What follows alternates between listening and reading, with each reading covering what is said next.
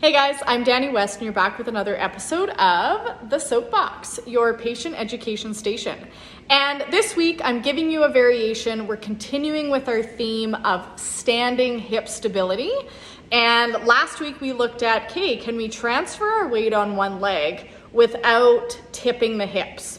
Again, you will hopefully need pants for this, or have pants for this, because we're using the seam of the pants or our shorts or something as like a piece of tape I'm using today to make sure our hips stay level as we transfer our weight from side to side. This is super important if you are doing any home workouts, just to keep in mind when you're doing lunges, which we're gonna get into today, when you're doing squats, when you're doing things on one leg, watch what the level of your hips are doing. And see if you can keep that level, because that is consistently a poor pattern of weight transfer that we see all the time in clinic. And it's usually people are nursing an injury and we're having to fix it. So why not fix it now to prevent injury again before we jump back into sport? So we're gonna start with a quick little review of last week. Again, I've done a few of these episodes in sequence on purpose. So if you didn't look at last week's basic hip stability, please look that over now and master that first. Otherwise, you're gonna have a heck of a time with some of this today. And so we always wanna start, learn to walk before you can run. So this is purposefully done to be a little bit more advanced than last week, okay? So you can go back to that video, work on those first, but this would be the progression. A quick little review of last week. We were kind of lining up, okay, we want to look at the seam of our pants. We want to make sure that our hips stay level as we transfer our weight. This is going to happen when we walk, when we jump, when we lunge. We want to make sure our hips know how to transfer our weight properly. You're gonna need a mirror right in front of you. So I have a mirror set up right behind the camera here because it's pointless if we can't see our visual cue. And every time we do this, we're reteaching the body, look, do it this way, do it this way. If we keep practicing our squats or our lunges with poor hip stability, you're just kind of encouraging that poor mechanics or poor patterning to happen in the body, and that's what can lead to a breakdown or injury down the road. Okay, so make sure you have a mirror behind you. All we're working on, so we'll do it as a bit of a warm-up, is we're just gonna grow tall through the standing leg. See if we can shift, hold and balance. Look one way, woo, a little wobbly today, look the other way, and forward. See if we can shift, grow tall through that standing leg, turn, should be able to balance at least 10 seconds without any funky or sinking, funky things happening in through the hip, okay? Then we were going on to the sequence of our dynamic portion, where can we keep that level hip as we move the legs. Can go out to the side. Again, you don't have to be all dancey and développé with it, but can you keep the hips level? So you notice I was just hiking a bit. So I'm gonna grow tall through that side. And then crossovers. Well, a little wobbly.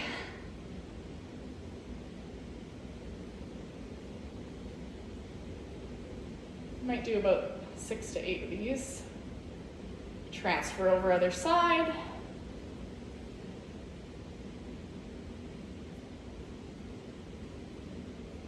And I would sprinkle this into one of my workouts and kind of keep coming back to it.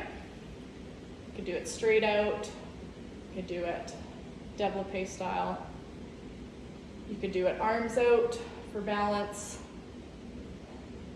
This is a really good one for hip control into internal and external rotation.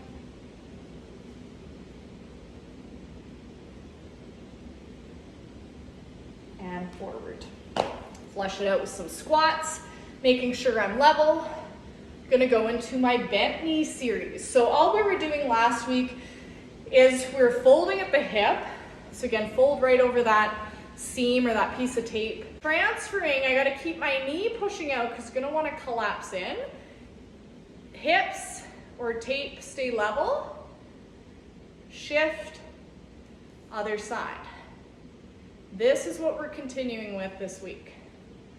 So, these are our regular squats. We're now gonna do a little variation with what's called a split squat. I have equal weight, both feet. Again, I'm gonna line up my hips before I even start. Hands can be on the hips. Down by your sides, you could even have some light weights, but again, body weight is hard enough. I'm gonna just practice going down and up. And this is a very common thing in home workouts, is doing split squats. And if you're off, you're just, again, encouraging a poor pattern. So hips are level. My knee is in line with my second toe, so I don't want it collapsing in. I'm gonna do about 10. Then on your 10th one, you're gonna go down halfway, reach the arms forward, lean forward, and you're gonna hold in a single leg squat, making sure that knee stays lined up, hips are level, we're not doing a hike. Step back, and again, transfer forward. Holding for small stints first, keeping the alignment, and then maybe making that hold longer. Other side. Line up the hips, and we go down and up. Watching the alignment of my knee, keeping equal weight both feet. Go down halfway on your last one. Reach forward, keep pushing that right knee out. You might notice it'll get a little wobbly. See if you can keep it stable. Step back, and again, transfer forward. And then step back. Again, maybe working up into 6 transfers or 1 transfer where you hold for about 10 seconds, okay? I'm gonna do my 10. For right now, I'll just do 5, but I would do 10 halfway. Reach forward, hold. Now, here's the dynamic or more advanced part of it. Floor touches. Can I maintain the single leg squat and come back up? And I'm reaching down with the opposite hand as the foot that's on the ground.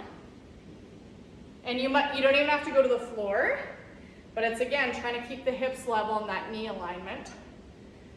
And then rest. That's one of my favorite standing hip stability combos. I give that out a lot. Again, great for dancers because it's strengthening parallel, and usually we're quite weak in that. Even for the regular Joe, such a great one. You'll see how much you tip, and you'll see the asymmetry side to side of like, wow, I have no problem doing it on my left side. My right needs work. In that case, double up on reps on that side. So maybe you do the right set, do a set on the left, then go back to the right. Again, just to kind of bias that side. And if you're seeing any asymmetries, if you're doing it there in a slow controlled movement, you're definitely doing it with walking, running, elliptical, dance, whatever your sport is. Your hips are doing that little shift. So we want to try to clean that up. So again, when we do go back full-fledged, this is a great trainer exercise to get you back up to speed, okay? So that's some standing hip stability for you today, and we'll see you next week where we continue with more quick little variations for you to sprinkle into your home program, okay? Thanks, guys.